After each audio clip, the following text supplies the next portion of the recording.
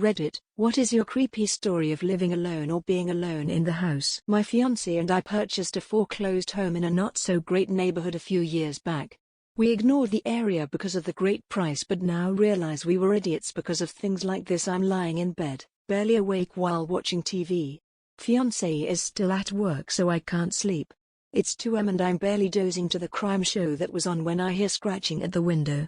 The window that was 1 foot away from me while lying in bed. I remember thinking damned squirrels when I heard the squirrels start cursing and mumbling.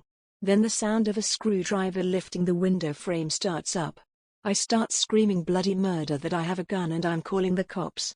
The scratching noises stopped and by the time the cops got to my door and searched the yard, there was no one there. Thinking, oh great, they think I'm crazy, I thanked them, and as they're walking back to their cruisers, their radios all started going off at once that there was another break-in reported in my neighborhood. The officers go scrambling off and I slam the door and lock it once again, freaking out. I go get back in the bed to wait for fiancé to get home. He calls on his way and wants me to stay on the phone with him until he gets here. I hear loud footsteps on the wooden shed ramp in our backyard and say, "Oh good, you're home," and hang up, walking to the back door.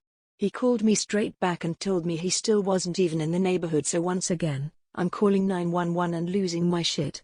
He and the cops got there at the same time and searched the yard again.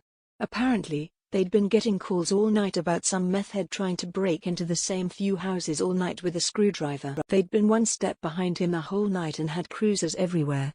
Oh, and the cursing at the window? One of the officers went to the bedroom window and saw the screen removed. Methwiz had disturbed a huge wasp nest when he took the screen off, and my tiny little wasp defenders saved the day. Yes, we are currently house hunting. This is sadly not a one-off.